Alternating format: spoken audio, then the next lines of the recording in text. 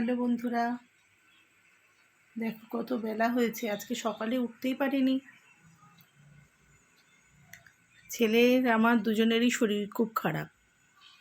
ও তো বমি, মাথা যন্ত্রণা, শুয়ে রয়েছে সকাল থেকে। আজকে জিমেও যেতে পারেনি। আর আমি সমস্ত কাজ সেরে বেলাতে, যেহেতু আজকের ঘুম থেকে উঠেছি, আগে ভাগে রান্নাবান্না সেরে নিয়েছি। তারপরে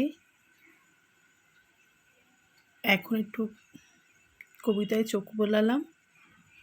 এখন ওটা শেষ করে একটু ভিডিও না করলে হবে না, কিছু কিছু করে একটু করে করবো, নাহলে তো একবার যদি স্টপ করে দিই তাহলে আর ইচ্ছা করবে না। আমার এটাই হয়। ছেলে সকালে আজকে খেতেই চাইছিল না, জোর করে তাও টিফিনটা করলো। একটু পরে খেতে দেবো, রান্নাবান্না হয়ে গেছে। আর আমরা দুজনেই আজকে আমাদের নিরামিষ। আমাদের আজকে গুরুদেবের তিরোধান দিবস। আজকে সিদ্ধ ভাত দুজনে খাবো, আর ছেলের জন্য রান্না হয়েছে। ঠিক আছে, পরে আসছি। চলে আসলাম রান্নাঘরে। এই যে এবারে ছেলেকে খেতে দেব। ওর জন্য করেছি মুসুর ডাল, সয়াবিনের তরকারি। ওই সকালবেলা যে ডিমটা খায়নি, ওই ডিমটা সয়াবিনের মধ্যে দিয়ে দিয়েছি। আর এমনিতেও আমি একটা করে ডিম, দুটো করে ডিম দিই ওই সয়াবিনের মধ্যে, নাহলে টেস্ট আসে না। আর এই যে ট্যাংরা মাছ। আর এখানে আছে, দাঁড়ান, আছে তোর একার মতন, আমাদের নিরামিষ, আগেই বললাম। আর এই যে আলু সিদ্ধ মাখা আছে, এটা আলাদা রেখেছি যাতে ঠেকাঠেকি না হয়। আজকের এই রান্না, তাও খাবে কিনা জানি না, সঙ্গে লেবু দেবো। ও আচ্ছা আচ্ছা, ওই টমেটো মাখা আছে, দাঁড়ান দেখাচ্ছি।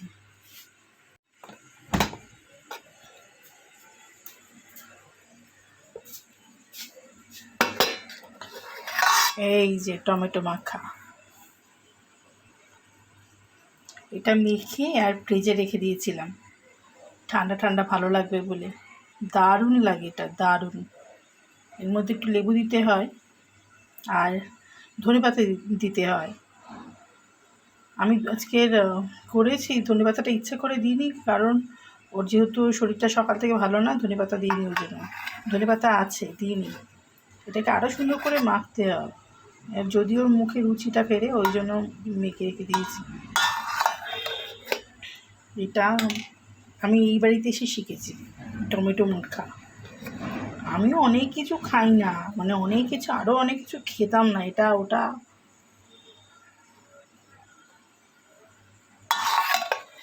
ঠিক আছে, খেতে দিয়ে দিই, পরে আসছি।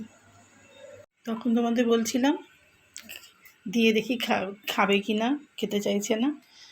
জোর করে এক মুঠ ভাত, তাও জোর করে মেখে দিলাম, দুবার নিল নিয়ে মুখে, তারপরে আর খেলো না। ওই টমেটো মাখাটা যা খেয়েছে আর ডিমটা জোর করে খাইয়েছে। শুয়ে রয়েছে, পাচ্ছে না, আসলে ঠান্ডা লেগেছে না কি, মাথা যন্ত্রণা করছে বলছে প্রচণ্ড। আর বাড়িতে এরকম চোখের সামনে নিজে শরীর খারাপ এক, আর কাউকে দেখে যেন আমার আরও অস্বস্তি হয়, আরও বিরক্ত লাগে যে কেউ শুয়ে থাকলে ওরকম করে কষ্ট পেলে সামনে অস্বস্তি হচ্ছে আমার ভীষণ। আর এই যে আমার ঘরের কাজ সারা কমপ্লিট, মানে ঘর মুছে সব ধোয়া পোছা করে এবারে আমি যাবো স্নানে। এবার ঠিক আছে, আরেকটা কথা, তোমরা যারা দেখছো তাদের কেমন লাগছে বললে না তো, আমাকে একটু জানাও কমেন্টের মাধ্যমে। ঠিক আছে, পরে আসছি। এখন তো রাত 9:30 বেজে গেছে। সারাদিন পরে আসলাম, বিকেলবেলা বেরোনোর ছিল কিন্তু বেরোতে পারিনি। আমারও মাথা যন্ত্রণা করছে, ছেলের তো শরীর খারাপ বলেইছিলাম। ও তো ডাক্তারকে ফোন করা হলো, তারপরে উনি বললেন যে গ্যাসের থেকে হতে পারে, গ্যাসের ওষুধ খাওয়ালাম, ওবেলাতেও দিয়েছিলাম। আবার এখন একটু কম আছে। আর আমারও ও স্যারিডন খেয়েছি, মাথায় চপচপে করে তেল লাগিয়েছি, অমৃতাঞ্জন কপালে রলেছি, এখন কথা বলতে পারছি।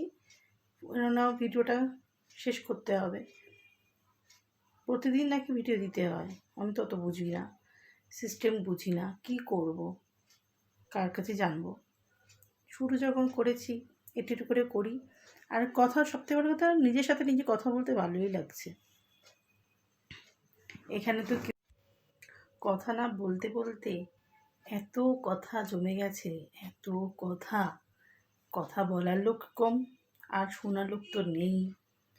আমি আমার কথা নিজের মনের ভিতরেই থাকে। এই মনের কথা যখন আবার শুরু করি তখন আবার থামতে চায় না।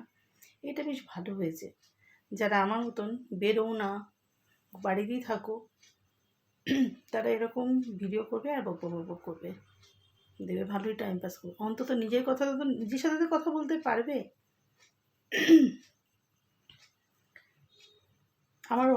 আমার না অনেক গল্প আছে, অনেক অঘটন আছে আমার জীবনে, অনেক অলৌকিক ঘটনা আছে। আমি কিন্তু বলবো।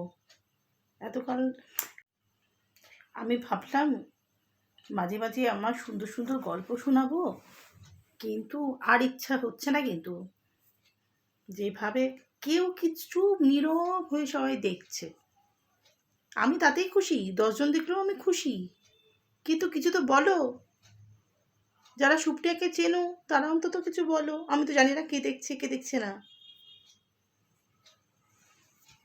তোমরা কি চাও সুপ্রিয়া পাগল পাগল হয়ে যাক? ভালো লাগলে লাইক করো আর কিছু বলো, যাতে আমি উন্নতি করতে পারি। মানে ভিডিও কোয়ালিটি, ওটা কিছু এই মুহূর্তে করার নেই, কেননা ফোন ঠিক নেই। আর কী দেখতে চাও, গল্প শুনতে চাও কি না? প্রচুর গল্প আছে আমার জীবনে, ছোটো থেকে আজ অবধি। অনেক ঘটনা আছে, দুর্ঘটনা আছে, অনেক অলৌকিক ঘটনা আছে, অনেক অবিশ্বাস্য ঘটনা আছে, সত্যি ঘটনা। আমার মধ্যে কোনো মেকি নেই, ফেক নেই, বানানো গল্প পাবে না। যা থাকবে একদম সত্য পাবে। ঠিক আছে, আজকের মতন তাহলে গুড নাইট। সবাই ভালো থাকো, সবার ভালো হোক, সবাই সুন্দর সুন্দর স্বপ্ন দেখো আর সেই স্বপ্নগুলোকে সুন্দরভাবে পূরণ করো। আর আমার বকবক শুনো।